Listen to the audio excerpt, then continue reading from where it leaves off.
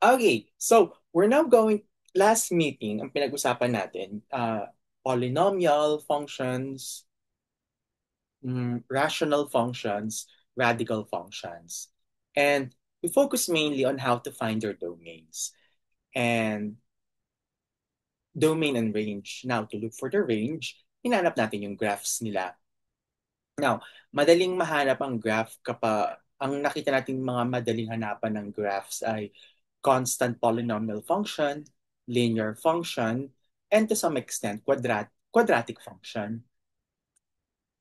Pag higher order na yung mga polynomial function, kunyari power 3, power 4, may ibang techniques na tayong gagamitin. And then, pumunta tayo sa rational function. Sa rational function, pinag-aralan natin yung yung kapag meron kang polynomial, halimbawa, x squared minus 1 over x plus 1, equal yan sa x minus 1 times x plus 1 over x plus 1. Basically, nako-convert yung polynomial, yung rational mo into a polynomial. Pero merong additional requirement na x must not be equal to -1. So, ang nangyayari, mag-graph pa rin natin yung rational function natin. Pero ito yung may mga holes tayo, mga hollow points. Then, mas general yung concept ng may mga asymptotes. Now, yung concept ng asymptotes, we'll go back to that once we have completed once we have techniques coming from calculus. Now, radical function, pinaka natin dito naging prototype yung square root of x. Mas nag-focus tayo dito kung paano kinukuha yung domain. Okay, now bakit tayo nag-graph? Nag-graph tayo para madali mahanap yung range. Yun yung goal, yun yung talaga isang application ng graphing para mahanap yung concept ng range. Okay, now, dadagdagan natin yung mga nalalaman natin mga functions. So, polynomial, rational, radical. Ito na yung mga concept ng piecewise functions, absolute value function, tsaka step functions. And of course, pag may mga functions ka, may domain sila. Pag may domain, may graph ulit. Pag may graph, may range ulit. Okay? So, yun yung mga focus natin ngayon ulit dito. Now, ano ba ang piecewise function? Now, kaya medyo ang dami ng mga pag-aaral ng mga functions, no? Now, piecewise functions. Now, piecewise defined functions are functions which are defined differently on different points of its domain. Parang iba yata ang style nitong, let me check. Iba yata magiging style nitong ano to. Para ba to?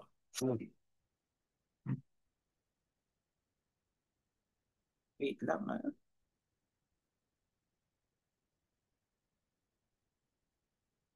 Okay. Okay, ayun yata siya. Okay, ayun. Sabi na nga ba, iba yung style nitong slide natin. Okay, functions which are defined differently on different portions of its domains. Yun ang ibig sabihin ng piecewise defined functions. Ano ibig sabihin nun? No, yung functions which are defined differently on different portions of its domain. So, halimbawa, ito yung itsura niya ng piecewise defined functions. So, these are another way to define a piecewise defined function or piecewise function. Ito yung mga functions that are defined by more than one expression. Such expressions can be written in the form f of x is equal to, meron tayong bracket dito or brace, f1 of x, if x is in the subdomain capital X sub 1, yung tawag natin dito subdomain. Subdomain. Okay? X is an element of x1. F of x is equal to f2 if x is in the subdomain x2. Dot, dot, dot. F and x if x is in the subdomain x of n. Where x1, x1 up to xn are subset of the real numbers. Subset lang yan such that walang overlap itong Pag kumuha ka ng dalawang subdomains or subset, dapat ang intersection nila empty set. Yung kumbaga yung overlap nila, disjoint sila, walang pagkakapareho.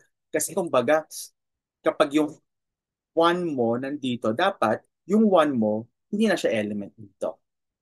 Dapat nandito lang siya. So, dapat kung may element ka ng real number, one halimbawa or zero, it will only appear into one of these subdomains. Hindi pwedeng nauulit siya. Yun yung ibig sabihin ito. Okay? For all I not equal to J. Yun lang yan. Pareho lang yung part na to. So, anong mga halimbawa? Okay. Biglang tanong sa absolute value. Ito yung unang importanteng example ng piecewise function. Ang absolute value function. Ano yung ibig sabihin? Ano ba itsura ng absolute value function? Ang itsura ng absolute value function is f of x is equal to absolute value of x.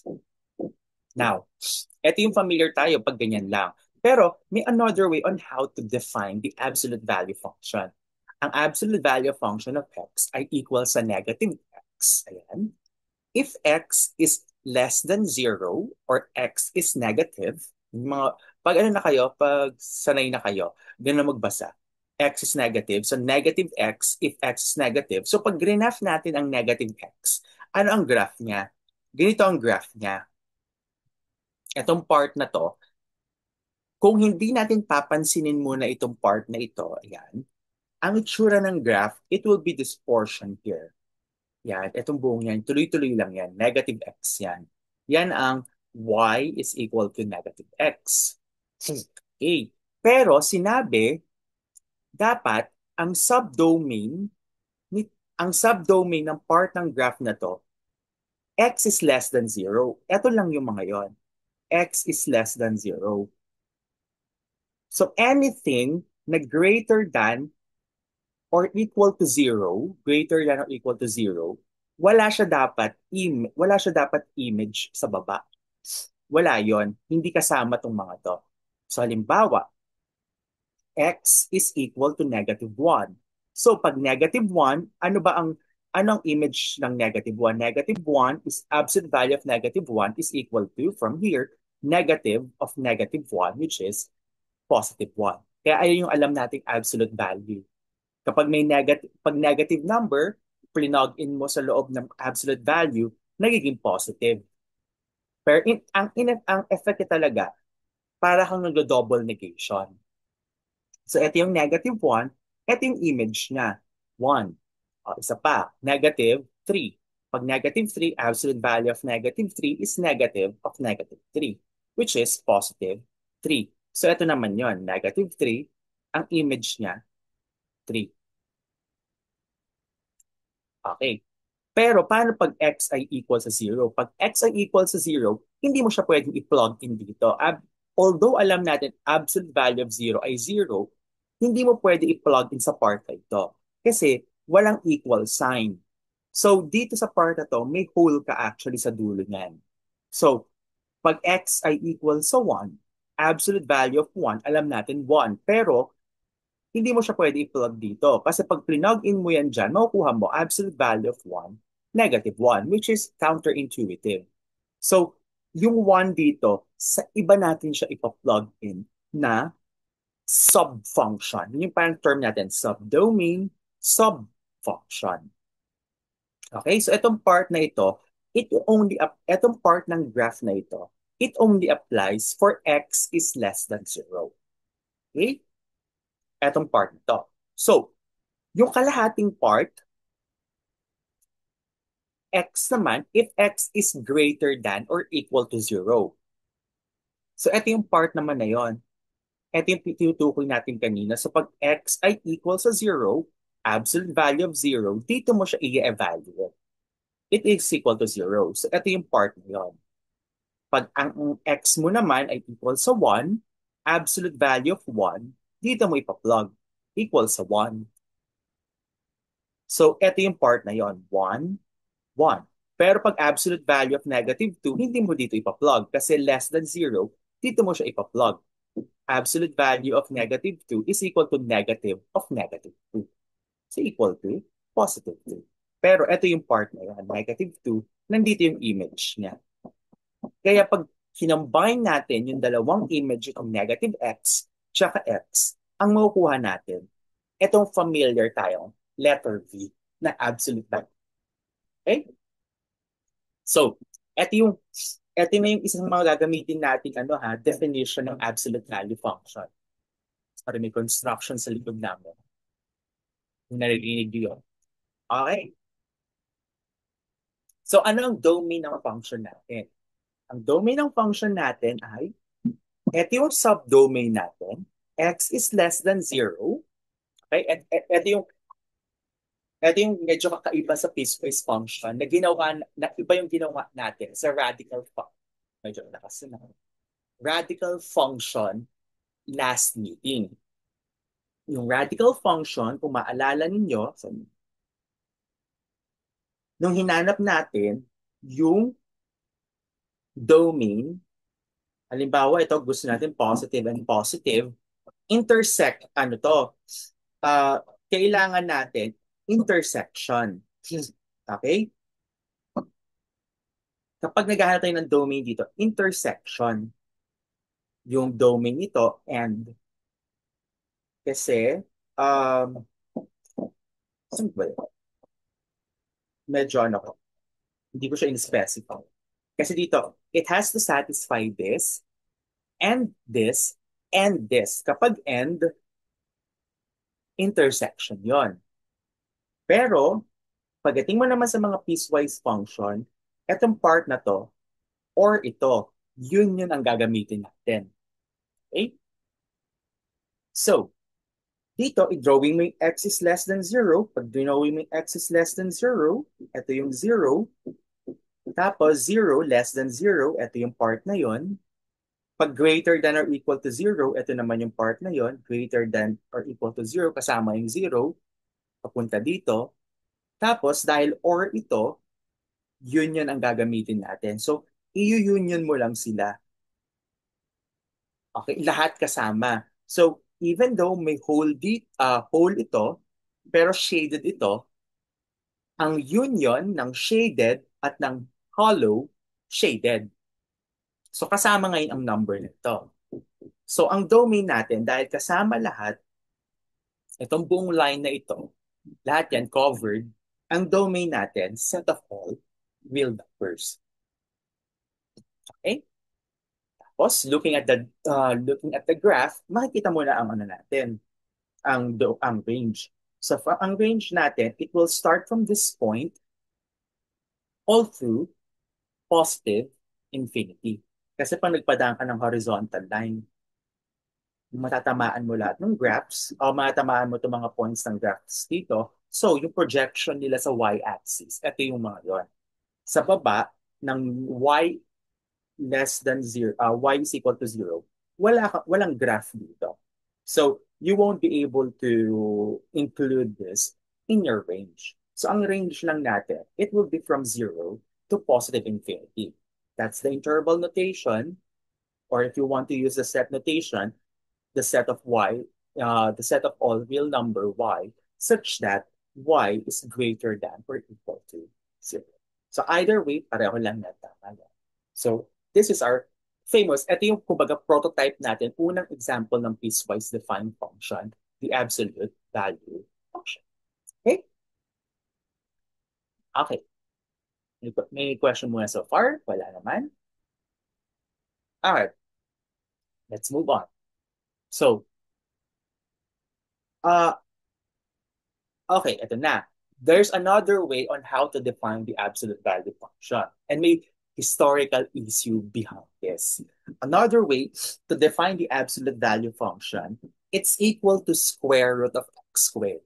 Okay from now on class, ang square root of x squared ay kapag uh,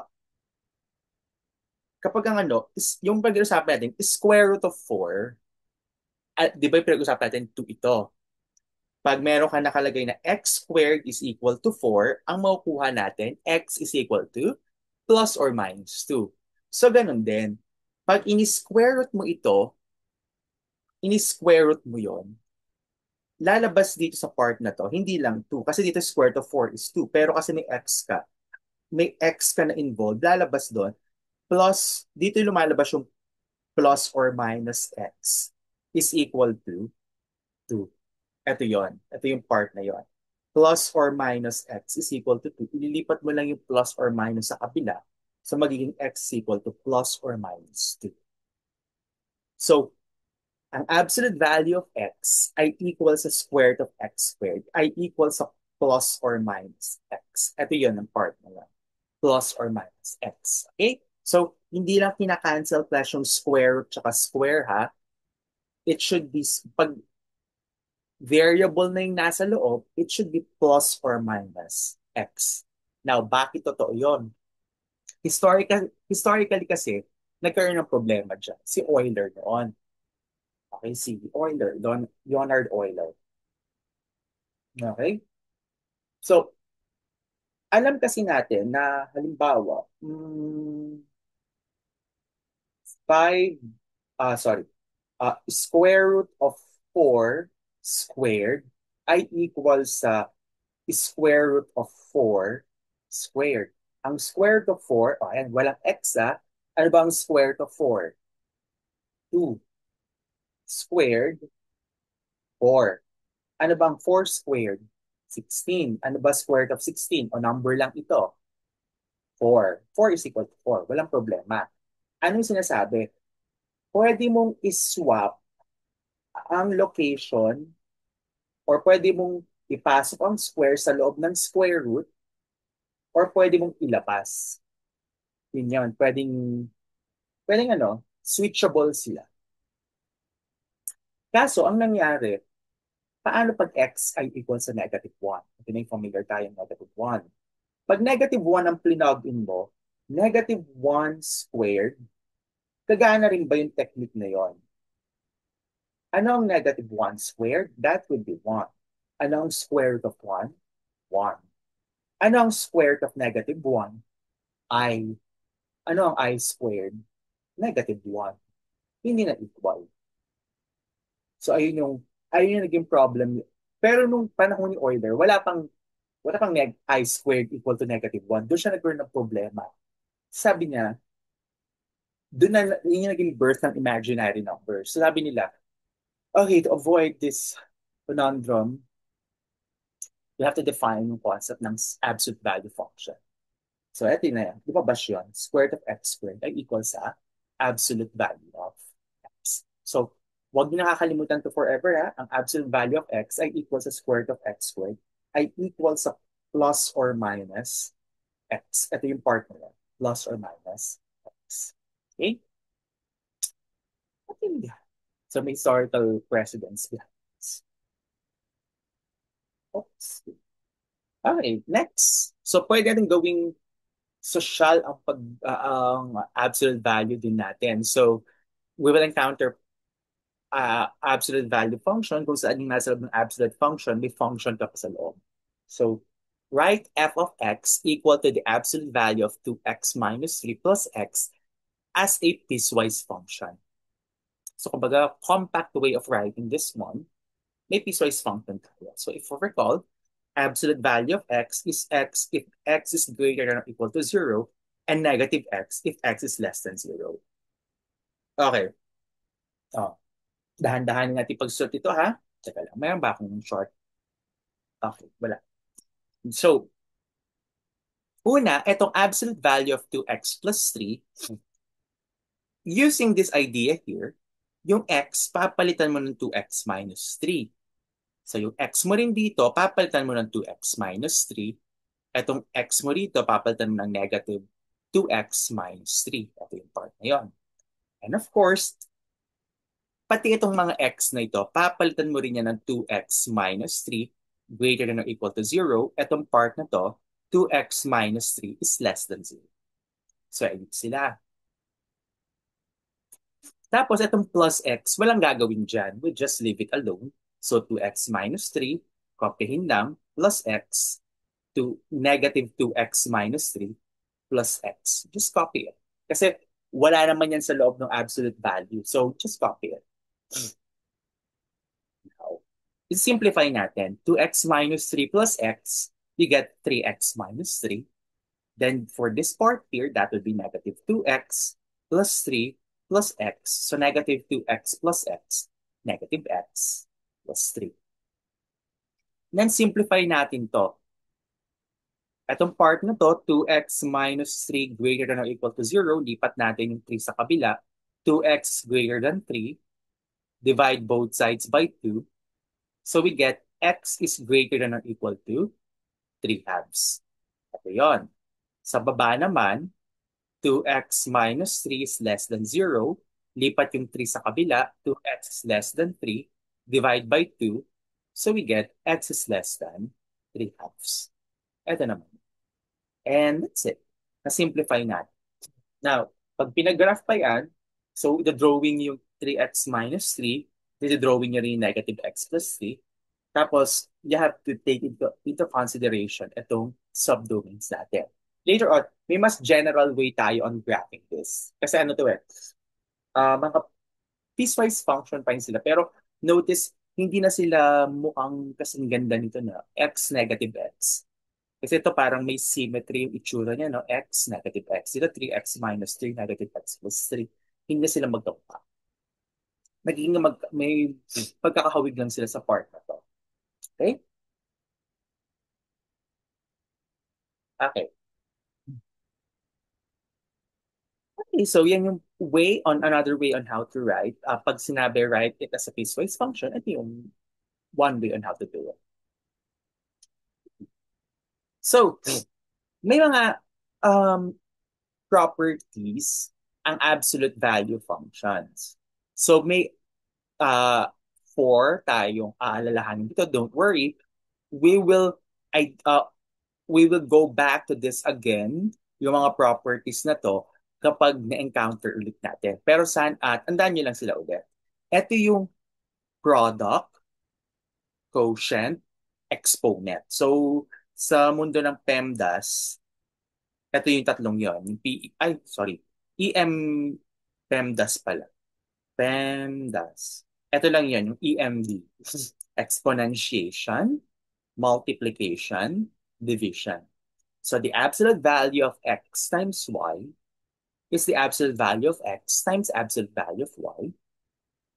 Absolute value of x over y is equal to the absolute value of the numerator over the absolute value of the denominator. Absolute value of x to the power n. So ito pareho lang sa absolute value of x times absolute x, dot, dot, dot, x. N times ito. So ito equal sa that using this rule here, absolute value of x times absolute value of x times absolute value of x dot dot dot absolute value of x. Ito ay n times. So we get here absolute value of x to the power n. So ito yung unang tatlo. So notice, hindi involve ang addition tsaka subtraction. Pero, involve ang addition tsaka subtraction, you have to remember yung concept ng ito yung tinatawag na triangle inequality.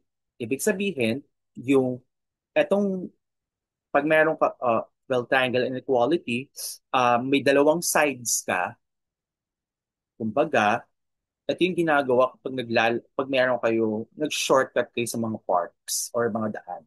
Imbis na lakarin mo itong absolute value of x na to, absolute value of y, lalakarin mo itong part na to, yung hypotenuse, absolute value of x plus y. Ang sinasabi, absolute value of x plus y, mas maliit siya or equal sa absolute value of x plus absolute value of y. Halimbawa, absolute value of 1 plus 1 ay less or equal to the absolute value of 1 plus absolute value of 1. So ito ay absolute value of 2 is less than or equal to absolute value of 1 plus absolute value of 1, which is true. 2 is less than or equal to itself. Pero pag 1 plus negative 1, less than or equal to absolute value of 1 plus absolute value of negative 1. So ito ay less than or equal to, itong part na to, 1 plus negative 1, absolute value of 0. Ito ay 1 plus 1. So ito ay 2. Ito ay 0. So, yun ang absolute value. Ito ang triangle inequality. Kapag meron kang addition na or subtraction na sa ilalim, kung subtraction ito, this one still holds true. Okay? Now, there's another way on how to graph. Let me check kung ginagamit pa. Okay. Ano lang, technique ito pag mag-graph ng absolute value function. Katulad ito nung ginagraph natin yung parabola. Yung isa parabola, yung ax minus h squared plus k. Dito, it would be absolute value function. Isulat mo siya in the form f of x is equal to plus or minus a times x minus h plus k, where a, h, k are real numbers. So, pwedeng ilabas yung a dito. Absolute value of a. By this property here, etong part na ito, absolute value of a, absolute value of x minus h. Tapos may plus or minus ka. Kasi ba't siya may plus or minus? Kasi ito ay absolute value of a, absolute value of x minus h plus k. Tapos yung kalahating baba, negative, absolute value of a, absolute value of x minus h plus k. Tapos meron pa ditong nakalagay na subdome. Ang may natin problemahin yung part doon. Na yung graph natin, it's a V-shape with vertex. Parang um, parts ito ng absolute value function natin. May vertex siya. So, di ba nag-graph tayo, merong x-intercept, y-intercept. Ito yung part pa ng graph ng absolute value function, yung vertex. So it's V-shaped with vertex at HK. At ang domain niya, set of all real numbers. Wala namang problema.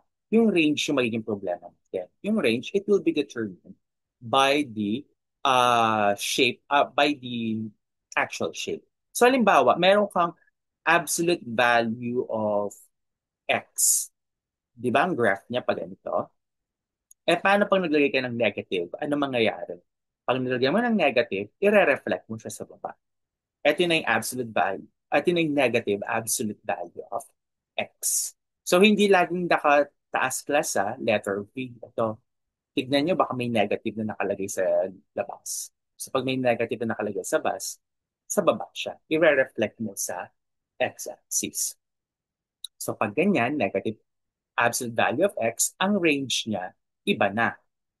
Ang range niya, it would be from negative infinity to positive 0. Positive 0 to like 0. 0 included. Okay? So, um, teka lang.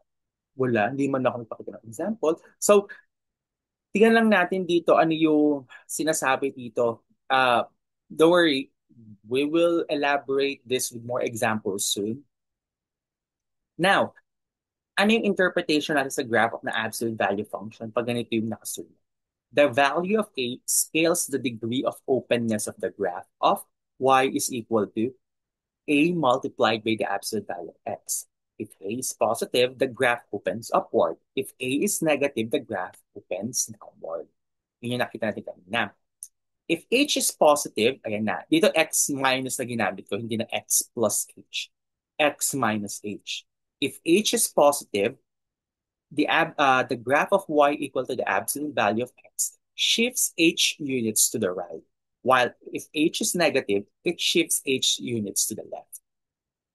Now, if k is positive, the graph of y equal to the absolute value of x shifts k units upward, while if k is less than 0, it shifts k units downward. So ito yung vertical shift, horizontal shift, tapos ito naman yung opening down, opening up. So ito yung mga simpleng titingnan lang natin. Hindi ko na masyado wag mo natin masyadong pahirapan ng sarili natin na paano pag yung A ay 1/2, paano pag ang A ay 2. So, wag mo natin anuhin yun. Yung actual muna, kung greater than or less than 0 muna siya. Doon muna tayo mag-focus. Later on na yung pag may actual numbers na tayo. Okay? So, the next type of piecewise function, yung signum function or sine function. Now, ang signum function, very simple lang ito. Wala masyadong gagawin dito. Ito yung signum function. The sine function, sine x, is defined as follows. Sine x, or signum function of x, is equal to 1 if x is greater than 0, 0 if x is equal to 0, negative 1 if x is less than 0. Okay. So, pwede mong palitan itong x, by any function. Pero ganun pa rin yung value niya. 1, 0, negative 1. Hindi nagbabago. So, halimbawa, sine of 4. Ang 4 saan mahanap nandito? 4 is greater than 0. So, ang value niya ay 1. Sine 0. Signum 0 is 0. Signum negative 10. Negative 10 ay dito mahanap. So, ang value niya ay negative 1. Now, how about signum of 1 minus x? Katulad kanina ng absolute value function, kung may mga variable x na rito, papalitan mo yan ng 1 minus x. Kaso wala ka namang variables dito, numbers lang yan. So you retain it 1, 0, negative 1. Yung x dito, papalitan mo ng 1 minus x. Okay?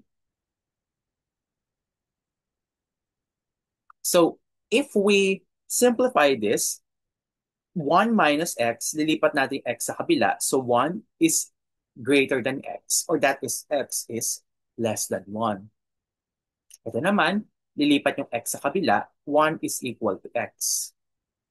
And finally, 1 minus x is greater than 0, so that would be 1 less than x, or x is greater than 1.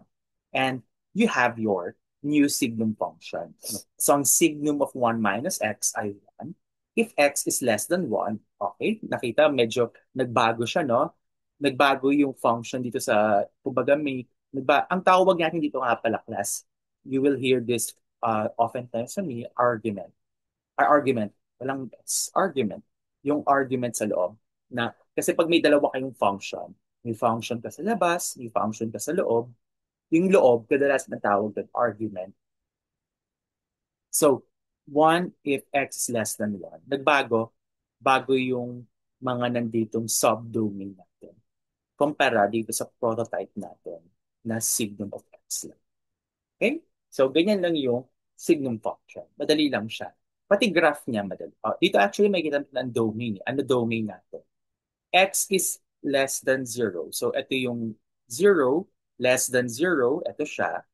Equal to 0, isang point lang siya. Greater than 0, ito siya. So, kunin mo yung union nilang lahat. Union yan. So, ito kasama itong mga line na ito. Kasama itong line na ito. Sa part na to, although may dalawang hollow tayo, may isang shaded kasama ang 0. So pag kinuha mo ang union ng tatlong yan, makukuha mo ang domain ng signum function ay equal sa real number. Ano yung range natin? Yung tanong. So pag graph natin to, pag x ay greater than, less than 0, ito, less than 0, negative 1. So kapag negative 1, negative 1. Pag 0, syempre ang 0 hindi kasama rito.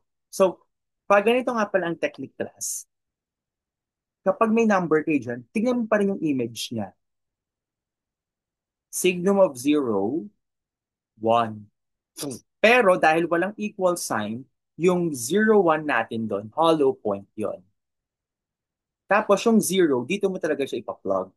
0, ang image niya talaga, 0, 0. Yun yung shaded. Dito, ganun din. 0, 0, negative 1. Meron kang hollow point doon kasi hindi niya image ito. So, makukuha mo itong graph na ganitong itsura. Kapag negative 2, ito ang image niya, negative 1, negative 3, image niya, negative 1. Pag 0, 0 talaga. Tapos, sa part na ito, pag 0, yung 0, 1, walang image. Walang image. What I mean is hollow.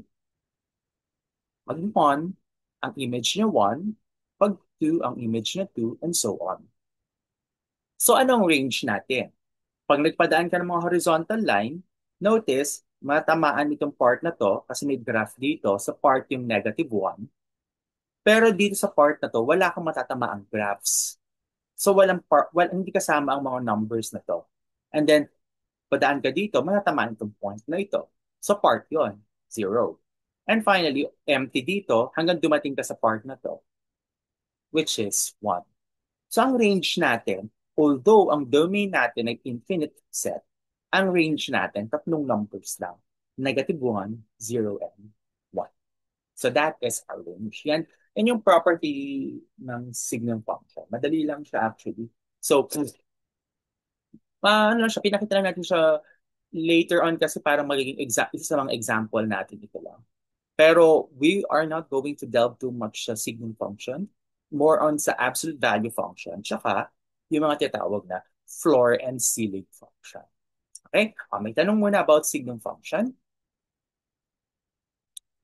Okay naman? Okay. So let's now go to floor function. Ano naman ang floor function? So ang floor function, by the name itself, floor. So the floor function denoted by this symbol here, nakalimutan ko yung basa dito eh. Basta floor function eh. Pero may code na basa dito. Nakalimutan ko yung tawag, yung basa code. Uh, gives the greatest integer less than or equal to x. It is also known as the greatest integer function. Alternate notation nito ay eto, yung may bar ka sa loob, x. So, ito tsaka ito, para ko lang yan. Ito yung mga usual na gagalawan nating function, floor function. Between floor and ceiling, mas ginagamit ang floor function. Halimbawa, ano ang floor ng 5? Floor ng 5, yung integer na mas maliit sa kanya at mas malapit. Maliit at malapit. Yung sinasabi, less than or equal to. So, greatest, less than, maliit, greatest, malapit. Ang weird, no? Malapit na maliit. Yan. So, ano yung malapit at maliit sa kanya? 5. Ano naman yung sa -5? Ano yung malapit sa kanya na integer na mas maliit sa kanya? Sarili niya lang, -5. So, kapag integer, walang problema. You just copy the integers. Now, 2.001. Ano yung malapit sa kanyang integer at mas maliit sa kanya? 2. Sa 2.999, ano yung mas malapit sa kanya at mas maliit? Hindi mo pwede gamitin yung 3. Kasi yung 3, malapit nga sa kanya pero hindi mas maliit sa 2.99. Ang malapit sa kanya at mas maliit, 2. Okay? Although parang counterintuitive yun, maliit, maliit nga pero dapat malapit. Malapit nga yung 3 pero hindi naman maliit. So kailangan malapit at maliit. -2.001, ano yung malapit sa kanya at mas maliit? Hindi -2. Malapit nga ito, pero hindi mas maliit. Mas malaki ang okla sa mas malaki ang -2 sa -2.001. Ha? Pag nag-number line kayo, ito ang -2, ito ang -2.001. Yung mas maliit sa kanya at mas malapit, -3. Ganon din sa -2.999. Yung mas maliit sa kanya at mas malapit, -3. Okay? Yun yung floor function. Pansinin niyo, integer lahat ito. Integers. Hindi kayo makakakuha dito ng real number. Real number pa rin sila, pero hindi kayo makakakuha dito ng may mga decimals or may mga improper fraction or proper fraction. Puro integers talaga ang makukuha. Okay? So, yan ang floor function. So, interesting ito pag graph. Ano itsura ng graph niya? So, ito yung observation natin. Okay. Ito yung matrabahong part dito sa sa greatest integer function. Another way to short this one time, yung floor function, GIF. Yan para yan. Greatest integer function, GIF, floor. Pag nadudulas ako minsan GIF, floor function ang ibig sabihin doon. Pare-pareho lang. Okay. So, ano yung observation natin? Kapag ang x mo between -2 and -1, ito yung subdomain natin medyo Kakaiba yung pagkakasulat lang natin, pero aayusin din natin yan yung pagkakasulat na katulad sa absolute value. Nandito yung, ito yung images, tapos nandito yung subdome. Mamaya, ganun yung gagawin natin. Ganito muna, pag negative 2. Pag negative 2, ano ang GIF ng negative 2? GIF ng negative 2 ay negative 2. How about negative 1.5? Ano yung integer na malapit sa kanya pero mas maliit? Ang integer na mas malapit at mas maliit, negative 2 pa rin. So, hanggang makarating ka ng negative 1.001, ang GIF nito, it will still be negative 2, yung mas maliit. Kasi pag naging GIF ka ng negative 1, negative 1 na. Hindi na siya kasama dito. So, we have this. Ito yung part na ito. Kapag plinog in mo itong mga numbers na nandito, negative 2 ang makukuha mo. Paano naman kapag between negative 1 and 0? Your hunch would be, kung between negative 1 and 0, it would be, ang value ay GIF is equal to negative 1. Next, between 0 and 1, if you guess kung GIF of 0, anong tingin mo? Ito ay 0. GIF of 0.001, that would still be 0. GIF of 0.99, hindi yan 1. Ang pinakamalapit sa kanya at pinakamaliit at mas maliit, 0 pa rin. Okay, so if you guess the GIF of 0 is 0, then nakakita kayo ng pattern. Okay? 0, 1, 0. So pag between 1 and 2, the answer would probably 1. 2 and 3, between 2 and 3, 2. In general, as a piecewise function, ito yung makukuha mo. It would be dot, dot, dot. So notice, hindi siya katulad ng signum function tsaka ng absolute value function. Merong dot, dot, dot dito, may dot, dot, dot dito sa baba. Kasi ang dami nito. Ang sagot dito, puro integers. So, eto na yung mas sanay tayo makita. May mga if yan dito. Tinamad lang yung author mag-type ng if. So, if x between negative 1 and 0, negative 1. Between 0 and 1, 0. 1 and 2, 1. 2 and 3, 2. Okay, so ito yung piecewise notation natin. A shorthand notation would be, ito, the GIF of x is equal to some integer n for, kapag notice, pag negative 1 ito, negative 1 ito. Pag 0 ito, 0 din ito. So, n for x is less than or greater than or equal to n, pero less than n plus 1. Okay? So, ito yung makukuha mo dito. May makukuha kang n dito if x is greater than n but less than n plus 1. Tapos may dot, dot, dot kapag dyan sa ilan. Parang infinite talaga yan. Wala katapusan ito. So pag graph natin yan, ano itsura? Ay, excited siya. Okay. So, kapag x mo between negative 1 and 0, negative 1 to 0, ito yung, ang image ni negative 1, negative 1. Itong point na ito. Of course, ganun din. Si 0, kunin mo rin yung image nito, 0, negative 1, pero hollow point yon. Kasi si 0, dito mo talaga siya ipa-plug. 0, 0. Ayun yung point na yon. Tapos, 1, 0, 1, comma 0, hollow point.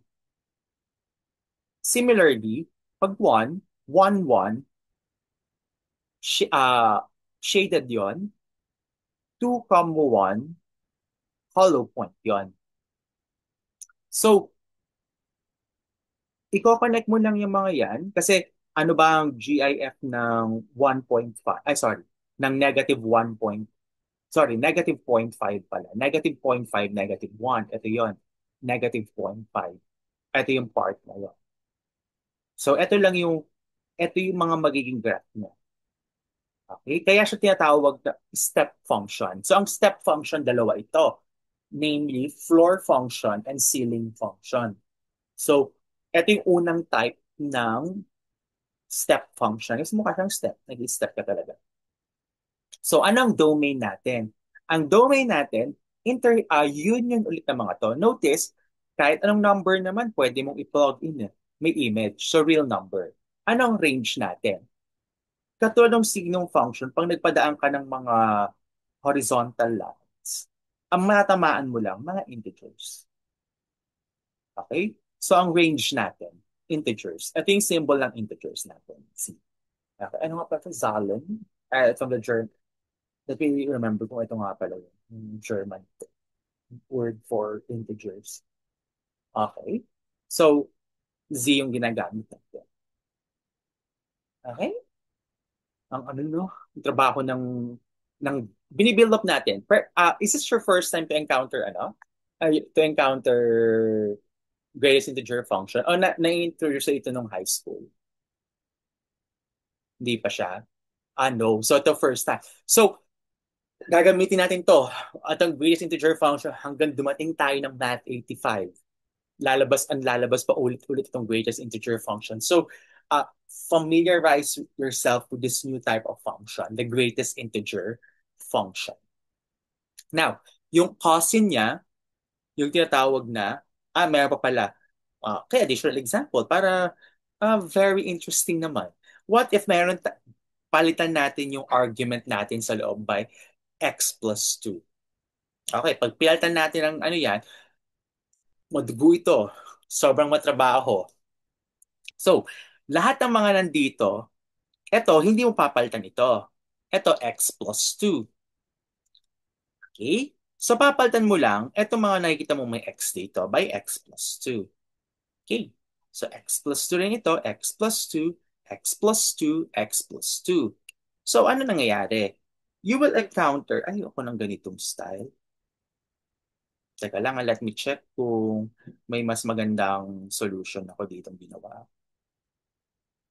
Ayun, may mas maganda pala akong ginawang solution. Sabi na nga ba? Kasi ayoko yung style ng author. So, x plus 2, ito yun, GIF. GIF of x plus 2, it would be x plus 2 between negative 3 and negative 2. Ang image niya, negative 3. X plus 2 is between negative 2 and negative 1. Ang image niya, negative 2. X plus 2 is between negative 1 and 0. Image niya ay negative 1. X plus 2 is between 0 and 1. Image nito ay 0. X plus 2 is between 1 and 2. Image niya ay 1. And so on. So, ito yung GIF natin. Pareho lang tong symbol na to ulit. And then, kailangan X lang yung matitira dito kasi ito yung subdomains natin. Subdomains. So, X lang yung gusto mong matira dito. So, ililipat mo yung 2 to both sides. So, pag nilipat mo yung 2 to both sides, 2 plus negative, pag nilipat mo, negative 2 minus 2, you get negative 4. Yung 2, pag nilipat mo sa kabila, negative 3 minus 2, negative 5. Ganyan din dito. Yung 2, ililipat mo sa kabila, magiging negative 1 minus 2, negative 3. Dito, lilipat mo yun sa kabila, negative 4. And pag ginawa mo yan all throughout, makukuha mo itong pattern na to. Negative 5, negative 4, negative 4, negative 3. So parang nag-zigzag lang siya. Negative 5, negative 4, negative 4, negative 3, negative 2, negative 1. Okay? Pero ito, hindi mo gagalaw dito. It still remains the same. Ito lang yung minamanipulate mo. Okay, so ano mangyayari? So pag graph mo ito ngayon, ano nangyari? Shorthand notation pa pala. Kung ayaw mo pwede rin, kung tatamad ka isulat lahat, ang nga pala tatanong mga sulat, kailangan mo ba isulat lahat? Bahala ka kung saan yung gusto mo isulat. Oo. Ito, yung mga iba tinatamad, negative 101 lang yung pinapakita. Ito yung part yun. Pero later on, you will use your best judgment kung hanggang saan yung isulat mo, especially may kapag may generalized piecewise function na tayo. Kasi so far, ano pa to, special type of piecewise functions. Pag may mga mas general na tayo, you will later realize kung hanggang saan ka saan mo hanggang saan yung isulat mo dito. Pero for now, dahil ano pa lang siya, solo flight pa lang siya, yung greatest integer function, ganyan talaga kung paano siya sinusulat. So, matrabaho. So, paano siya pag-graph? Pag-graph mo, yun nga lang, matrabaho lang ulit, isa-isahin mo, balik ka sa interval na to. So, pag -3 to -2, ano itsura niya? Ayan, pag -3 to -2, -3 to -2, ang image niya ay -1. So, -3, -1, ito yon, -2, -2, -1, pero hollow doon. Okay? Tapos between -2 to -1, -2, ang image niya 0, shaded, is -1, -1, 0, hollow doon. And then you just continue with, may pattern kayong makikita.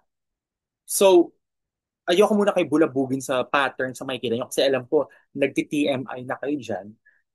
Um, ang makikita niyo yung unang pattern dito, actually may technique dito. Ang unang technique, di ba may GIF kayo? Ito yung GIF. Ito yung graph ng greatest integer function. Layo na pala natin. Ito yung familiar tayo.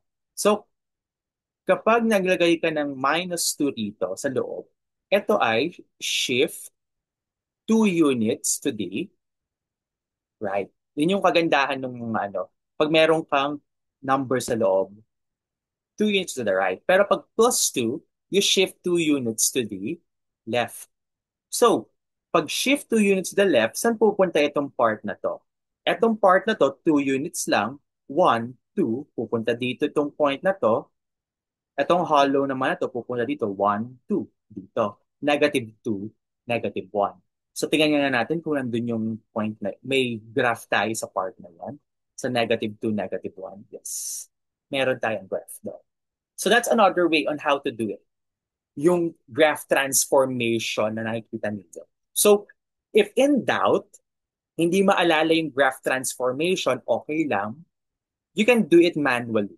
Pero hindi nga lang siya time efficient. Pero, kung naalala yung graph transformation, you can use that. You can take advantage of that, yung graph transformation. Okay? Another observation na makapansin ninyo, kapag, ito, dalawa lang naman to eh. Uh, kahit alam ko too much information na, ito yung isa. Pag linear yung nasa loob, ano ibig sabihin ng linear? Yung GIF of 3x. Ganyan. GIF of x plus 5. Kapag ang power ng x mo, 1 lang, ang itsura niya, ganito lang talaga. Equal lengths itong mga ito. Para-pareho ang haba ng mga ito. Pansin nyo, yung gano'ng kahaba ito? -3 to -2. -3 to -2. -3, close dito, -2. Ang haba nito, -2 minus -3. So you get yung -2 plus 3. Ang haba nito ay 1. Gano'ng kahaba ito? -1 minus -2. -1 plus 2. That would be 1. Gano'ng kahaba ang interval ng -1, 0? Ito medyo, ito makikita mo na gano'ng kahaba ang -1 to 0. 0 minus -1, that would be 0 plus 1, 1. At yung susunod dito ay, di ba ang susunod dito ay 0 less than or equal to x, 1. May pattern kayong makikita. So, para-pareho ang haba ng mga yan. Yun ang kagandahan ng GIF. So, pag nakita tayo face-to-face, mas mag-drawing pa tayo ng mas maraming ganito. Pero for now, introduce muna natin ito. Ganito. So, dalawang idea, graph transformation on how to utilize that kapag may greatest integer function. At ang isa pang idea, kapag linear yung nasa loob, merong pattern dito. Okay, linear, pare-pareho yung haba ng mga intervals dito. Okay? May tanong muna dito. Ano yung silbi ng mga numbers before if? Etong if, parang pag nagko-code kayo, no? Ito yung subdomain natin. Ito yung hypothesis part. Kapag yung number mo, it's between -3 and -2, ang y value mo, ito yung mga x value, ang y value mo, -1. Pag ang x, if your x value, may then dito actually, hindi natin sinusulat na lang. If your x value is between -2 and -1, then y is 0. Oo. Hindi natin sinusulat yung then, ino-omit natin. Okay? Pag hindi okay. Okay naman yon yung if then muna part. Ito yung if, tapos may then tayo dito. Ito yung then. Ang then y. Okay? Now, ano ang idea pag hindi na linear? Kunyari, x squared. Ayan. Medyo mas matrabaho yan. Oo. Hindi na natin masyadong i-delve in yan. Pero I think sa laboratory ninyo, ipapakita yan, no?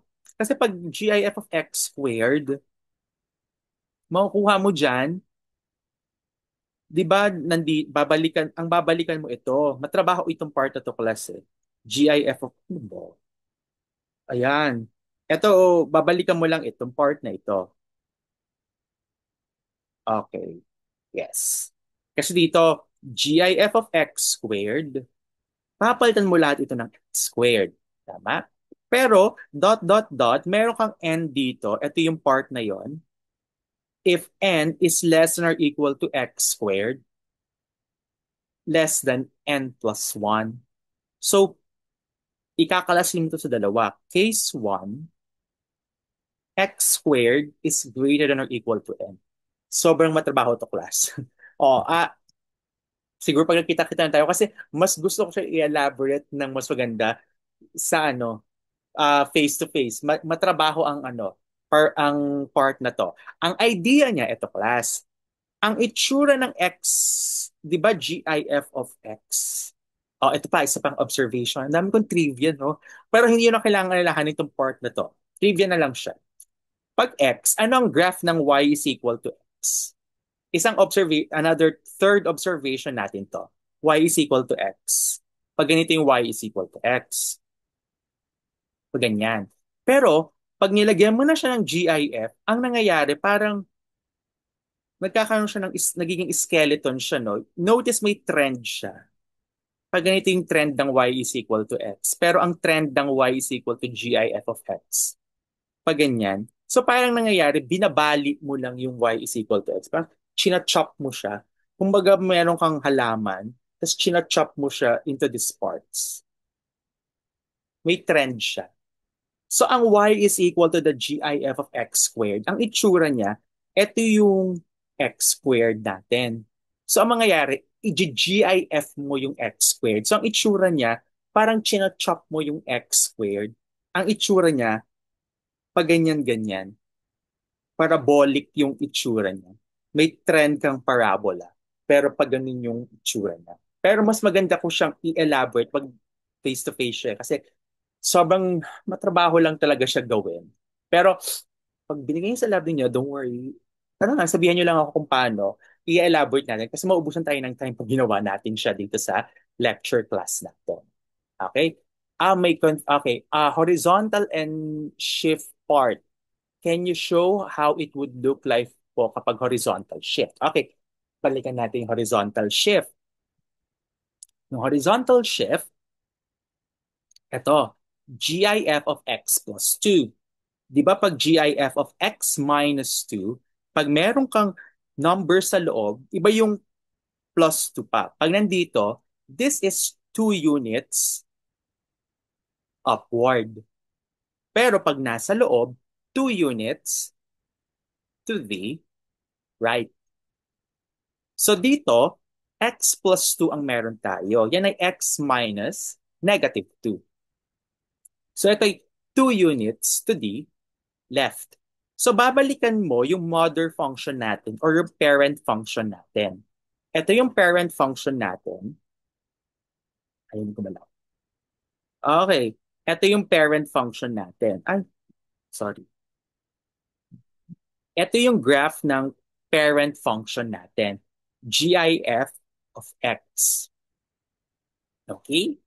So, alalahanin mo itong graph na to, kung ano yung tsura. So, ibig sabihin, kapag x plus 2, or x minus negative 2, you're shifting the graph to the left. So, uusog to sa left, uusog ito sa left, uusog ito sa left. Lahat uusog sa left. Kung GIF of x plus 2, yung ito, aangat. Aangat sila. Pero dahil yung GIF mo, uusog sa left, ito, uusog itong point na ito sa 1, 2, negative 2. Tapos uusog itong point na ito sa 1, 2, 0. Ito yung ano na yon. Ito naman, sa nuusog to? 1, 2, nandito na to. Ito, uusog to dito. 1, 2. Ito na yung point na yon. So, meron ka itong point na ito, dito, ito, dito. Ito naman, saan ito mag-move? 1, 2. Nandito. Shaded point. Ito naman, saan mag-move yung hollow point? 1, 2. Nandito. So, yan yung nag-shift lang siya. Gagamit natin yung concept ng graph transformation. So, if you notice, ito dapat nandito na siya. Tingnan natin ha, yung graph na nagawa natin. Kung may graph sa part na yon. Layo na pala natin, no? Ayun yung graph sa part na yun. Okay? Oo. Oo, horizontal shift siya, hindi siya vertical shift. Okay? Okay, sige, ano muna tayo? Break muna tayo. Alam ko, too much information kailangan na dito. So, let's have a 10-minute break. Balik tayo ng 5:20. 5:20, oh. Sige, okay na yung 5:20. Let's have a 12-minute break. So, kita-kit tayo ulit after 5:20. Okay? Sige. See you in a while. Okay, kaya pa? Tingnan natin how kaya. Sabihin niyo lang ako pag ano na ha, too much information. Meron pa naman tayong 40 minutes. Oh, hindi ko nasagot na siguro hanggang 6 o'clock. Okay? So, tingnan natin kung sa mga kaya ng powers natin. Ay, saan na yun?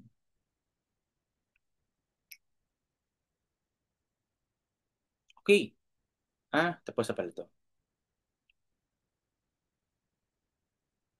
Hmm, hmm, hmm. Hindi pala natin na-discuss kung ano yung domain nito. Okay. Ano yung domain natin? So, ang domain, it's the same idea. Kukunin mo yung union ng mga ito.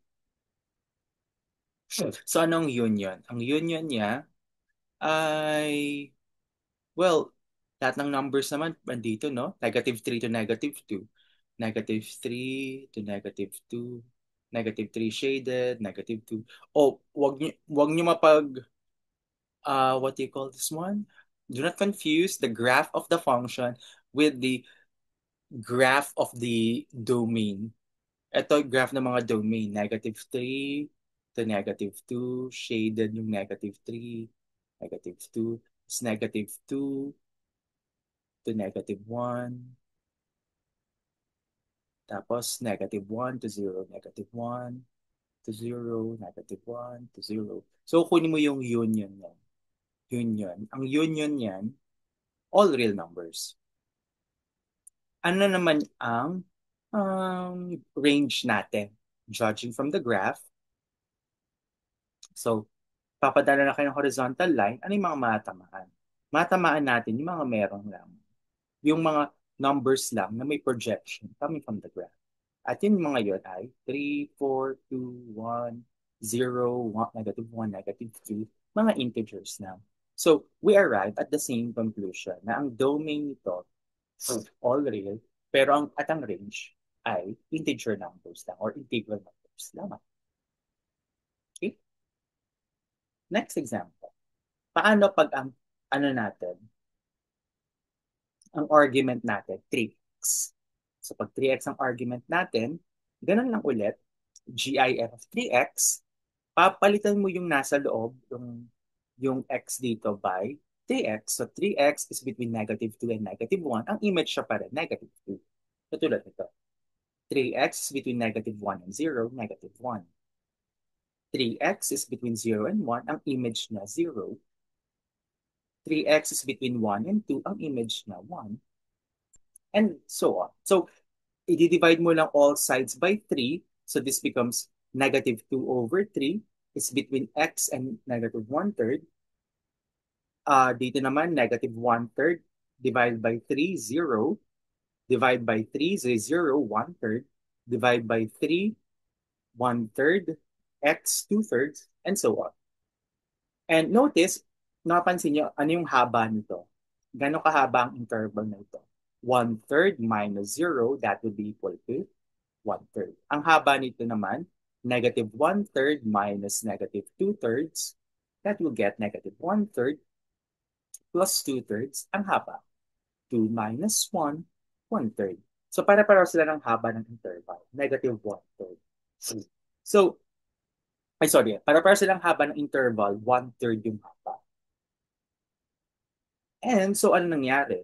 So, kung dito lang tayo magpo-focus sa 0, 1, 2, 0, 1, 2, 0 to 1/3, okay? 1, 1/3 to 2/3, 2, 2/3 to 1. Kung dito na tayo magpo-focus sa tatlong yan, ito yung graph. Okay? Ang image ng 0 to 1/3, ay walang, ito yung graph. Hindi ko good enough. Hindi ko siya good enough. Tinamad na ako mag-graph. Okay. Ang image ng graph natin siya. Nangyari dito sa... Okay, pag graph natin siya,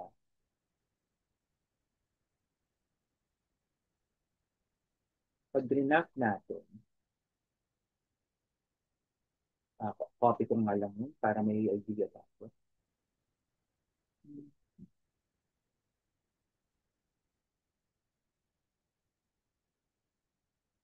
Okay, okay, yan. So pag graph natin siya,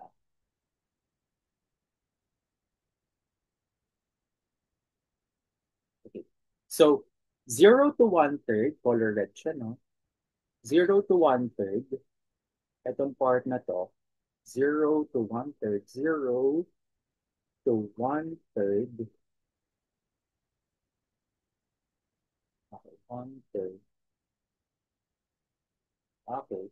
So pag 0 to 1/3, ang image, 0, 0, 0, 0, shaded yon. Okay. Tapos yung 1/3, 1/3, 0, hollow siya kasi walang equal sign. So hollow lang yan. So you connect those 2 points. Okay. The next, between 1/3 and 2/3, okay, 1/3 and 2/3, color blue na pala siya. Color blue. Ito na. Okay, now OC. Yeah. Okay. 2/3.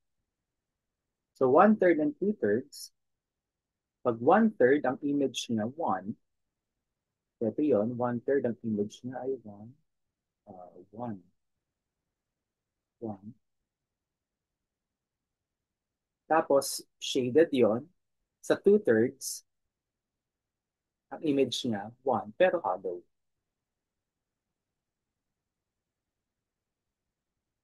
Okay? Tapos, finally, laki pala nito, no? 2/3 and 1. Okay. Let me just erase this. Let me move this one. Move ko lang. Okay.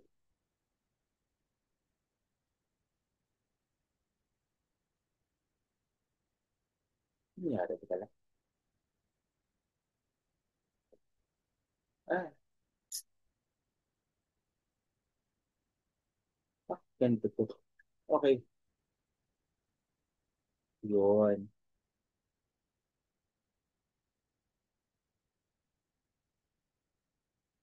Kailangan na ako na. Okay. Okay, yun. Okay. So, let me just enlarge ko lang. Okay, kapag 2 naman, kapag between two-thirds and 1, ang image na 2. So two-thirds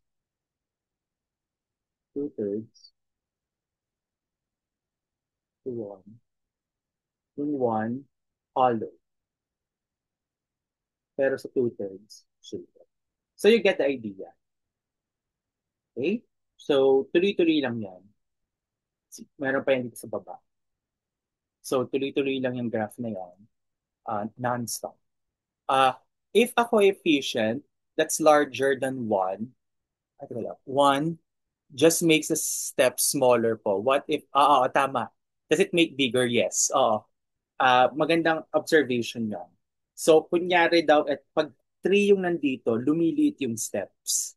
Notice, naging one-third. Pero pag one-third ito, one-third, kaya one-half ito, one-half x. Di ba cross-multiply mo kasi ng 2. So, mangyayari, 2 times negative 2, negative 4, x 2. Lumalaki.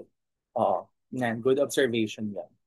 Uh, uh, what does the sign of the coefficient do? Kapag may, okay. Pag may sign ka sa loob, kunyari negative 2, okay, kunyari, GIF of negative x. Kapag negative x yan, negative 2 is between negative x, negative 1. Pag dinivide mo by negative 1, ano mangyayari? This would be positive 2 x positive 1. Ano mangyayari sa sign class? Kapag nag-divide ka ng negative, mag-flip, magpapalit na ganon. Okay? So ito pa yung mga isa pa sa mga quirkiness ng GIF. Parang ang dami niyang properties eh. Hindi natin maiisa-isa talaga siya. Kasi pag inisa-isa natin siya ngayon, mag-TMI naman tayo. Oo. So, yeah. Ayan yung mga na-notice ninyong mga patterns. So, kapag negative, bumabaliktad siya. In fact, ang mangyayari niya, sa 2, magiging shaded sa 2, sa 1, magiging hollow. Bumabaligtad siya. Dito shaded, hollow. Pero ngayon babaliktad. Yung 2, magiging shaded. Yung 1, magiging hollow. Kapag nagkaroon ka ng negative sa loob, nagpapalit yung shaded tsaka hollow parts. Okay? So, yun yung mga properties niya. Pero, yun yung mga succeeding properties. For now, gusto ko munang enjoy ninyo ang idea ng greatest integer function. Ano ba itsura niya at paano ba siya ginagraph? Yun muna yung simple. Kung kung may mga additional patterns na nakikita, we can delve onto that later on. Pero ano muna, appreciation muna tayo ng greatest integer function. Pero good insight. Pag negative, ayun yung pattern. Nagsaswap yung location ng hollow tsaka ng shaded part. So, dito, pag binalikan natin itong problem natin, makikita mo ang domain natin. Domain of 3x or GIF of 3x. It will still be the set of all real numbers. Ano naman ang range natin? Range natin ng GIF of 3x. Notice, pag dumaan ka mga horizontal lines, may kita mo, mga integers pa rin ang makukuha natin. So, integers pa rin ang makukuha. Okay? So parang wala nagbago. Ang nangyari nga lang, tama yung observation ninyo kanina. Kapag greater than 1, greater than 1 yung nakamultiply dito, umiikli yung steps natin. Pero kapag between 0 and 1, kunyari 1/2, humahaba yung steps natin. Counterintuitive, no? Yung idea niya. Pag negative naman yung nasa loob, negative x, negative yan, nagsaswap yung position ng dalawa. Okay? Nagsaswap yung position ng shaded and hollow. Ay, nano ba kayo? Nabagabag ba kayo masyado ng greatest integer function? Of course, ano natin, pag first time mo talaga siya na-encounter, even when I was in undergrad, the first time mo siya na-encounter, masyado akong na-overwhelm. So, sobrang dami ng facts na pwede mo uh, sa dami ng facts na pwede mong i-hash out mula sa kanya. So, ano muna, kung hindi niya nakuha muna yung mga patterns, simple munang i-observe ninyo the domain, the graph, and the range. Okay? Yung graph talaga, kung hindi nyo siya graph using graph transformation, kahit manual nyo muna siyang gawin, kahit hindi efficient, at least you'll be able to get the actual graph. Okay muna kahit brute force nyo muna gawin yung graph talaga niya. Okay? Okay. So, ano yung cousin ng greatest integer function or floor function? Of course, may cousin siya. Hindi ko kung pinsan niya ba to kapatid niya. Twin. Most probably twin ano niya. Twin sibling niya. The ceiling function. The ceiling function itself, by the name itself, ceiling naman, ang idea behind it is inahanap mo yung um, paano ba to? Kinakalagay dito smallest integer greater than. So ang hinahanap mo dahil ceiling siya, yung mas malapit, ganun ulit, mas malapit at mas malaki naman. Kanina, ang floor, maliit at malapit. Okay? Dito, malaki at malapit. Kasi malaki, kaya nga ceiling. Okay? Yung mas malaki. So, halimbawa, ano ang ceiling ng 5? Another notation pala dito, yung ganitong notation. Backhand bracket. Ang tawag dito. Backhand bracket. Basta may nakalimutan ko yung mga code dito. Okay. Pero ito yung ceiling. Ito yung usual na ginagamit for ceiling. Ceiling of 5 is 5. Ceiling of -5, -5. So pag integers, walang problema. Ceiling of 2.001, ano yung mas malapit sa kanya pero mas malaki? Okay, malapit sa kanya 2 and 3, pero mas malaki 3. Dito naman 2.999, ano yung mas malapit sa kanya at mas malaki? 3 rin. -2.001, mas malapit sa kanya at mas malaki, -2. Hindi pwedeng, tama, negative. Mas malapit sa kanya, it's between -2 and mm, -3 and -2. Okay, yung mas malaki sa kanya. Dito naman, ano yung mas malaki sa kanya at mas malapit? Although mas malapit siya sa -3, mas malaki sa kanya yung -2. So -2 yung pupuntahan. So -2. So nakikita yung difference. Pag floor function, -2.999. Yung mas malapit at mas maliit, -3. Pero mas maliit, mas malaki, ceiling, -2. So magkaiba sila ng makukuhang value. Ang nagiging pareho lang kapag integers. Okay? So, ito yung pagkakaiba nila. Hindi natin iano. Ang nagiging pagkakaiba lang nila, ang graph ng ceiling function, uh, halos pareho lang siya ng floor function. Ito yung graph ng ceiling function. Nag-swap lang yung location ng nung shaded tsaka hollow. So, umusog lang, parang umusog lang siya. So, we seldom use the ceiling function. Parang ipapakita lang natin yung graph niya. More on floor function yung gagalawan natin. Pero ang idea, ang pag-generate ng graph ng ceiling function ay pareho lang din sa kung paano natin inanalyze yung floor function. So, pwede siyang, kung ano lang, pag may time tayo, pwede natin paglaruan to. Um, Kasi that would be x is equal to 0 if, pag 0 naman, hindi 0. Ah, sorry. Ang GIF na, ay sorry, the GIF. Ang ceiling function ng 0 ay, sorry, na ako'y na ano. Pag between 0 and 1, kasama pala ang 0 and 1. Let me check ha. Ang 0.5, ceiling niya ay 1. Okay, equal pala. Equal. Dito yung walang equal. Okay, dito yung walang equal. Okay, kasi pag between 0 and -1, halimbawa, -0.5, ang ceiling niyan, 0. So, -1, ito 0, ang ceiling nila, ito yung if part, if between. X is between 0 and -1, 0. So ito yung 0, ito shaded, ito hollow, ito. Kapag ang X mo between 0 equals sa 1, dito naman if ang sagot dito 1. Halimbawa, 0.5. Ang ceiling ng 0.5, 1. So, 0 to 1, hollow dito, dito shaded. So, nag-swap lang yung shaded tsaka hollow. So, we will be able to obtain this graph. Okay, ganyan yung graph niya. Step function pa rin siya pero nagbago ng itsura nung hollow and shaded. Okay? So just familiarize yourself again. Ano siya? Piecewise function din siya, matrabaho. Pero we'll focus more on the idea ng floor function. Okay. Question muna so far. Ay, 20 minutes na lang. Bilis din nun ha. 20 minutes na yung discussion na yun. Okay. Eto na.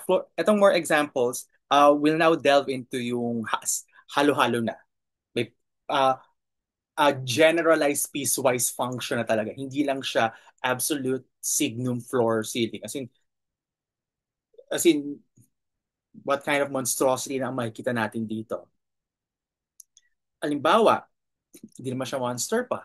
F of x is equal to -3 if x is less than 1, 3 if x is greater than or equal to 1. Okay, graph natin. Ano ba graph ng -3? Y is equal to -3.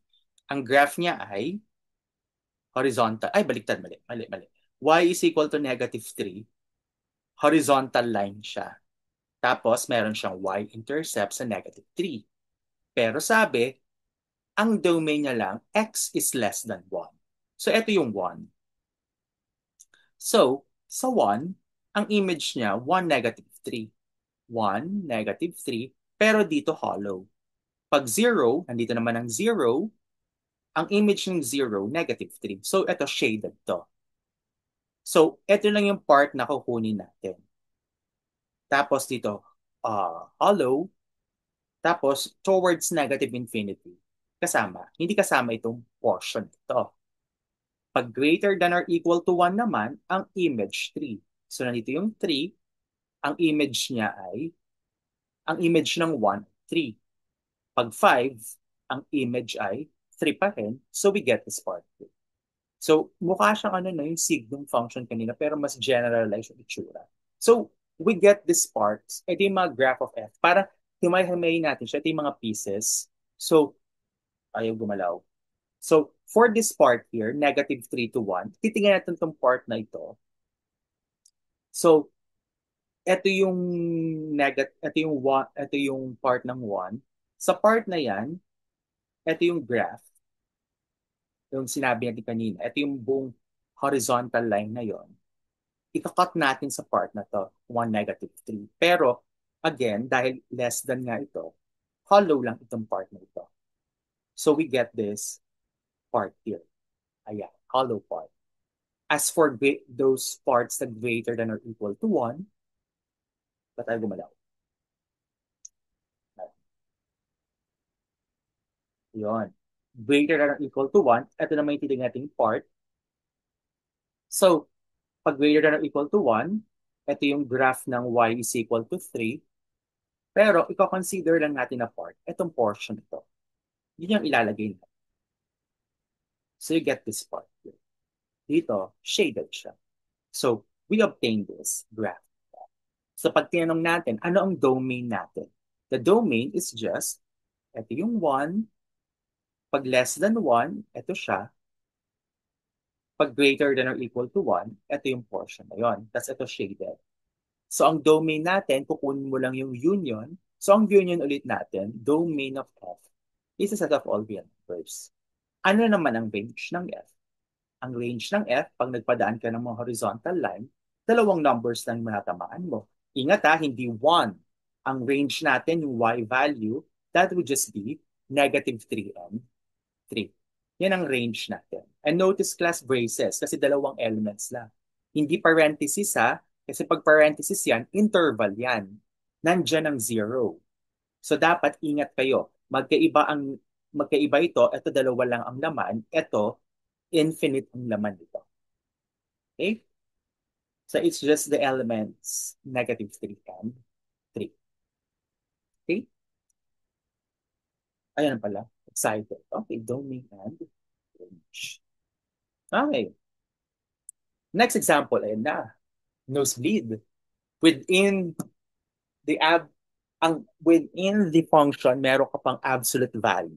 So, kumbaga, ang technique dito, class, kumbaga, last meeting, ang pinag-aralan natin, polynomial function, radical function, rational function. Kumbaga, yun yung simple or basic functions natin. Ito yung mga, kumbaga sila yung building blocks natin. Building blocks sa mga functions. As much as possible, you want yung mga sub-functions natin dito, yan, sub-functions natin dito, as much as possible, you want it to just be polynomial, rational, or radical. Wala kang makikitang absolute value, wala kang makikitang piecewise. Parang kaya natin inaral yung mga piecewise, no, yung mga parts niya para pag naka-encounter tayo ng piecewise tapos may piecewise ka pa sa loob, kakalasin natin din yun. As in talagang idadissect talaga natin to the point na sobrang simple na lang talaga nung nasa loob ng uh, piecewise, nung bigger piecewise function natin. So, dito, x cubed to -2x plus 6. No problems tatlong ito. Ito yung problema natin. So, isa-isay natin, ano ba ibig sabihin ng absolute value of -2x minus 6? If x is less than -1. O, di ba? Dito, parang may dagdag ka pang restriction na bago. May restriction na nga ito na sarili niya, may dagdag na restriction pa. So, paano natin what do you call, anong letter C word na yun? Iko-compromise etong etong uh, etong interval na to dito sa mga intrinsic, kumbaga meron kang external or extrinsic interval, paano mo siya i-compromise dun sa sarili ng mga intervals? So, let's play with the absolute value of 2x minus 6. Okay, ayun. So, let's play first with the absolute value of -2x minus 6. So, dito lang, yung graph niya, it should only appear, kasi ito ang -1, dito lang sa portion na to, dito lang dapat yan mag-a-appear. Okay? Kasi ito ang -1 to negative infinity to -1. Ito lang yung portion na yan. Dito mo lang dapat makikita yung graph. Now, how do we do this? Pag ganito, i-graph mo muna ng diretso yung absolute value of 2x minus 6. Kahit lumagpas ka pa, okay lang yan. Don't worry about that for now. Mamaya natin ika-cut. Parang ika-cut and paste tayo. So, if we look at this, saan ba equal ang absolute value of 2x minus 6? Okay. Ang absolute value of 2x minus 6 ay -2x minus 6 if -2x minus 6 is greater than or equal to 0. Negative of -2x minus 6 if -2x minus 6 is less than 0. Then we simplify. We get here -2x minus 6 if, ano tong part na ito? -2x greater than or equal to 6. Divide both sides by -2. We get x is, ito -3. Anong mangyayari sa sign natin? Dahil nag-divide tayo ng negative number, magbabago itong sign natin. Negative, less than or equal. Tandaan yun kasi yung rule na yun about inequality. Kapag nag-divide or nag-multiply ng negative number ang inequality, nagbabago, nagsiswitch yan. So, less than or equal to -3. For this one here sa baba, -2x minus 6 less than 0. Pag nilipat sa kabila yung 6, ayan siya. Magiging +6. Walang epekto yung sign. Hindi na papalitan niya. Pag addition or multiplication, Addition or subtraction, walang nagbabago. Multiplication or division ang nagbabago. So pag dinivide by -2, magiging x to, ito magiging -3. Less than ito, magiging greater than. Okay? So, ito yung igagraph natin, -2x minus 6. X is less than -3, less than or equal to -3. Tapos, x is greater than -3. Pero, notice meron akong remark dito na color red. Ano yan? Kasi, ano ba ang union ng dalawang to? Ang union ng dalawang to, all real numbers. So, mahagip mo lahat ito. Pati ito, madadamay. Dapat, hindi nga sila kasama. Kasi, kumbaga, kapag greater than -3 ka, ito yung, saan ba yung -3? Ito yung -3 part, ito yung -1. Sinasabi nito, mula -3 papuntang positive infinity, ang graph mo 2x plus 6. 2x plus 6 pa ganon. So, pansin mo, meron ka ng part ng graph mo ng 2x plus 6 na lalagpas sa -1. Hindi dapat lumagpas kasi di ba ang usapan nga, dapat ang graph ng absolute value function mo, dito lang sa color blue siya, makikita. Hindi siya dapat lalagpas sa -1. So ano gagawin natin para mabound natin yung yung graph natin? So sinasabi, hindi ka pwede na mag-pass kasi ang original natin, ito yung nagmamatter. Ito. Hindi ito ang nagmamatter. Siya yung nagmamatter talaga. Sabi daw dito, yeah, you can be greater than -3, but you cannot be greater than -1. So you have to bound it by -1. Ito, hindi mo siya ibabound ng -1 kasi hindi pwede ito. Okay? Bakit? Sino ba mas malaki, -3 or -1? Mas malaki ang -1. Okay? So, eto walang problema. Ganun ang gagawin nyo kapag may mga absolute value. Titingnan nyo siya. -1. Mas malaki ba ito sa -3? So, pag mas malaki ang -1 sa -3, walang problema sa part na to. Dito may problema. So, doon mo siya ibabound ngayon. -1. So, ang gagawin mo pag ganito, although alam mo na ang graph ng absolute value, letter V ang itsura niya, ang suggestion ko na lang, i-graph mo na lang siya isa-isa. Linear ito, less than or equal to -3. Linear din ito, dito yung graph. Ganun na lang gawin mo. Huwag niyo nang masyadong pag-eksperimento mag letter V kayong ganyan. Kasi baka magkamali lang kayo in the end. Ang gawin mo, pag less than -3, ang graph, -2x minus 6. So, linear ito. Ano ba pag linear lang? Y-intercept and x-intercept. Ano ang y-intercept natin? Y is equal to -2x minus 6. Y-intercept, 0 yung x. 0 to -6. So, nandito sa baba, -6. Okay? Tapos, kapag, ano x-intercept niya? X-intercept, -2x minus 6 is equal to 0. So, we get -2x is equal to 6. X is equal to -3. So, ito yun, -3, 0. Ito yung x-intercept. Pero sabi daw dito, ang graph part mo lang, ang graph ng -2x minus 6, it's from -3, negative infinity to -3. So, buburahin mo itong part na to. Hindi mo kailangan ito. Magsisimula ka lang dito sa part na to. So, kapag -3, ano ang image niya?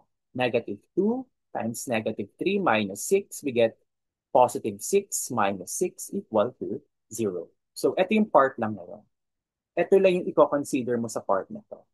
O nga pala, class, itong blue part na to, it extends sa part na yun. Okay? Lumalaki yan. So, pero ang sinasabi, hanggang dito ka lang. Ayan, hanggang dyan ka lang. Pero bahala ka ng kung ano gusto mo gawin sa part na yun. Okay? So, ito nag-extend yan sa part na yan. Pag ganun. Okay. So, ito yung part na yon. Now, how about 2x plus 6? Ganun ulit. Hanapin mo yung x-intercept and y-intercept. Ano ang x-intercept? Ang x-intercept niya, 2x plus 6. X-intercept, 0 ito. So we get here 2x plus 6. We get 2x equal to negative 6. X equal to negative 3. Ito yun. Ano y-intercept? Y-intercept, y is equal to 2x plus 6. 0 to. 6 yon. So ito yon. Ito yung part na yun. Pag, pag grinak mo, ito siya. Pero ang sabi, you have to be between negative 3 and negative 1 lang. So hanapin mo yung image ng negative 3. 2 times negative 3 plus 6, you get negative 6. Ay, negative 6 plus 6, you get 0. So ito yung, sa part na to, dito pa lang siya mag-i-start, hollow siya, negative 3, 0. Pagdating sa negative 1, 2 times negative 1 plus 6, negative 2 plus 6, you get 6 minus 2, positive 4. So, ito yung negative 1, positive 4. Ito yun. So, ito lang siya. At doon, hollow din. Hollow, hollow. Pagdudugtungin mo. Pero although dito sa part na to may shaded, kasi shaded, union with the hollow, shaded siya. So, shaded mo yung part na yon. Ito yung makukuha mong part. Pag ganito yung itsura. So, pag kinumpleto mo siya ngayon, ito yung magiging itsura niya. Ayan, yung letter D natin, no? Yung negative 1, 4. Pero ikakat mo yan dito, hindi kasama ang negative 1. So, you only get this portion. Ayan, hollow siya. So, it's actually a best exercise lang na pag ganito, uh, isa-isahin mo na lang talaga yung mga linear function. Linear to, linear to. And then, that's for the part of the absolute value pa lang. Meron ka pang x cube to negative 2x plus 6.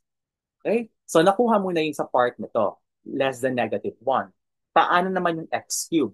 Sa x cube, alam mo naman itsura ng x cube, no? Pag gano'n yung itsura ng x cube. Pero, hindi pwede ganito itsura kasi by the vertical line test, hindi na siya function. 2 points na yung matamaan. Pero ang sinasabi dito, mag-start ka, dapat ang x mo from negative 1 lang to 1. So, hanapin mo yung image. Basically, ang pinaka-importante dito, hindi na yung x-intercept and y-intercept set. Ang importante na dito, yung image ng mga endpoints. So, anong image ng negative 1 under x cube? Negative 1 cube, that would be negative 1. So, negative 1, ito yung negative 1, ito yung image niya, negative 1. Tapos dito, hollow point kasi walang equal sign. Pag 1 naman, ano ang 1 cube? 1 din. Ay, 1. So dito, hollow din. Kasi pag 1, 1 ang makukuha mong image, 1 cube. So, eto siya. Pag ganun yung itsura lang. Ito lang yung i-consider natin na portion lang yung cubic function natin. So, you get this portion here. Ito, ayan, yung between negative 1 and 1. Ito yung buong cubic function natin. Pero, dito lang natin, ito lang yung part na i-consider natin. So, you get this portion here. Okay? Tapusin ko lang itong example ito, then, ano na, we'll call it, ano na, next Friday na tayo mag-meet. Okay. So ito lang. And notice, hindi siya na-violate ng vertical line test. Notice sa padaan ka ng vertical line dito, wala kang matamaan na 2 points. Para naman pag x is equal to 1, 2. Dito, equal to. Pag 1, ang image niya, 2. Wala nang greater than or less than to. Ang sinasabi dito, kapag x mo equal sa 1, ang image niya 2. So f of 1 ay 2. So we get 1, 2. It's just a point. 1, 2. Point lang siya. Okay? Pag ganyan, equal sign yan, point lang yan. So we get this part here. Pag 1, 2 lang siya. Okay? Ba yan? Dami. Pag x equal to 1, 2. So we get this part here. And finally, negative 2x plus 6 if x is greater than 1. Ito yung 1. So dito lang sa part na ito magkakagraph. So ganun ulit. hanapin mo yung kasi linear yan, hanapin mo yung y-intercept, tsaka x-intercept. So pag hinanap natin yung y-intercept, ano ba y-intercept na? Ang y-intercept nito, y is equal to negative 2x plus 6, 0 ito, 6. Ito yon 6. Ano naman ang x-intercept? X-intercept, 0 is equal to negative 2x plus 6. Ito ay lipat sa kabila, 2x is equal to 6, x is equal to 3. Ito yon. So pag kinonect mo yung dalawang points, ito yung buong line natin. Pero, ganyan ulit, hindi mo pwedeng sakupin lahat yung mga nandito sa part na to. Kasi pag drawing mo yan ng 3 theory na ganito, by the vertical line test, hindi na function yung buong graph mo. So, you have to take into consideration na mag-drawing ka lang kapag greater than 1. So, anong image ni 1? Dito, negative 2 times 1 plus 6, that would be negative 2 times negative 2 plus 6, that would be positive 4. So, you get this point here, 1, 4. Pero, dahil sa 1, 4 na yan, yung 1 hindi kasama. Hollow yan. So, dito, may hollow point ka, and then, dire-diretso ka. May x-intercept ka dito, and then tuloy-tuloy kang pababang ganun. So you get this part here. Okay? Ayan. Yan ang final graph natin. And notice, kapag nagpadaan ka ng mga vertical line test, wala kang matatamaang dalawang points. Okay? So pag tinanong natin, oh, ano ang domain natin? Pag domain, kukunin mo lang intersection, union ng mga ito. So ano ba to? Less than negative 1. Ito ang negative 1. So less than negative 1. X is between negative 1 and 1. X is equal to 1. Ito yun. X is greater than 1. Greater than 1. So pag kinuha mo union yan, kukunin mo yan. Notice dito, hollow, hollow, shaded. So kasama tong 1. Pero ito, hollow, hollow, hindi kasama ang negative 1. Hindi ito part ng domain natin. So ano ang domain natin? Domain is from negative infinity to negative 1, union, negative 1 to positive infinity. Okay? So notice yung negative 1, walang equal sign dito, no? Ang nagka-equal sign lang yung 1. Another way to write this is the set of all real numbers except negative 1. Pareho lang yan. Kung gusto nyo masanay kayo sa ganitong symbol, notation, okay lang. Kung masanay kayo sa ganito, pwede nyo gamitin yan. Mas sophisticated yun, yung all real, except negative 1. Okay? Now, last time na eh. Ano ang range natin? Ano range? Pag nagpadaan ka ng mga horizontal line, may manatamaan ka ba dito na graph? Yes, dito. Yes, dito. Yes. So kasama tong mga to. Dito, although hollow, may shaded dito. So kasama itong X point na ito. Dito, hollow ito, pero ito shaded, kasama itong number ito. Ganon din dito, kasama itong number na ito. Ito, baka pagtaka kayo, kasama ba yan? Kasi shaded hollow ito yung 4. Kasama ba yung 4?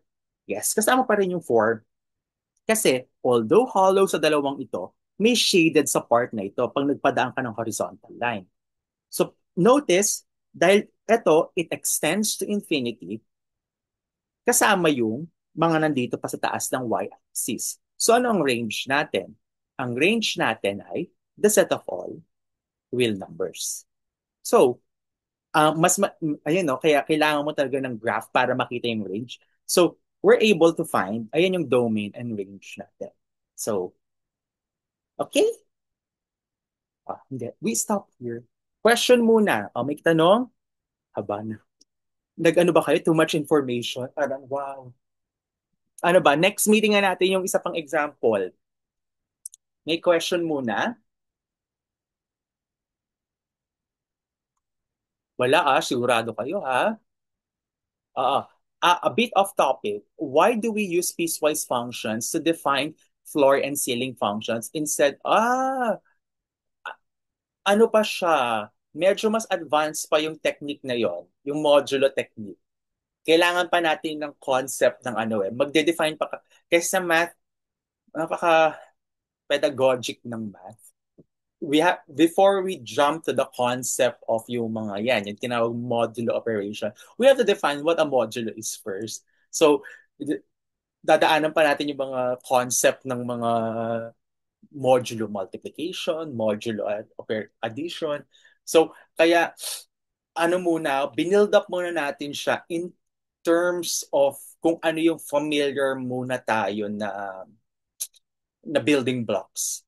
Although meron niya, may ganyang ano, may ganyang definition. Mas ano siya, kumbaga advanced definition na siya. Oo. We can use that definition then. Mm-mm. Walang pipigil. Kasi hindi man ako laboratory ninyo. Oo. Ano lang ka, sa akin, kung ako laboratory, okay lang sa akin yan. Ipakita niyo sa akin yung mga, kung may alam kayong advanced technique, okay lang sa akin. Pero sabihin ko naman kung wag nyo gagamitin yung technique yan, although kahit alam ninyo, halimbawa, yung mga iba sa inyo familiar sa L'Hopital's rule, hindi pwede gamitin nyo muna yan, bawal muna gamitin. So, kung may alam kayong advanced technique, consult nyo muna sa akin kung pwede nyo gamitin. And pwede naman, oh, sige, go ahead. Why not? Mm-mm. Okay? Any other clarifications? Ay, sige kung wala. O kung may naisip kayong mga ano, you can just email me anytime. Ito pala, for this slides, how should we practice ourselves? Like what aspect of the lesson should we focus on? Graphing. Yeah. Dito, graphing. Yeah. Kasi this will be very helpful pagdating natin sa concept ng limits. Nagano tayo. So, focus muna kayo sa finding the domain, finding the graph, and finding the range. Yon. Doon kayo mag-focus sa tatlong yun muna. Domain, graphing, range. Yung graphing, kahit imano-mano nyo muna, ito yung brute force. Hanggang makuha nyo, makasanayan nyo yung technique. May mapipick up kayong technique along the way kung paano nag-graph talaga. Pero kung talagang hindi nyo pa siya magamay talaga, yun yung mga piecewise, you really have to attack it by brute force. Go ahead, wala mo nang ano. Kasi take your time hanggang makabuild up kayo ng resistance niyo against them para alam niyo kung paano i-attack na talaga. Then, yun yung gusto ko muna i-focus nyo, domain, graph, and range. Kasi makakatulong later on yung insight niyo about their graphs kapag nagli-limits na tayo. Mm-mm. Kung ano yung, pag nagka-calculus part na tayo, ito na yung mga concept ng mga continuous, discontinuous, yung mga ganun. So, dito muna, sanayin nyo muna yung sarili niyo kung paano makita yung domain graph and range. Okay. Ayan, at least, nakakapag tayo. Nakakapaglabas kayo ng mga clarification ninyo. Any other clarifications? Okay, kung wala, basta sa email, pwede nyo ako anuhin. Pwede naman ako anuhin, nag-reply naman ako anytime. Uh, so, that's it. Thank you very much for attending. We'll see again on sa Friday. Hindi ko alam kung anong oras ay sa Friday. Kasi ako pwede pa rin ako nang sa umaga.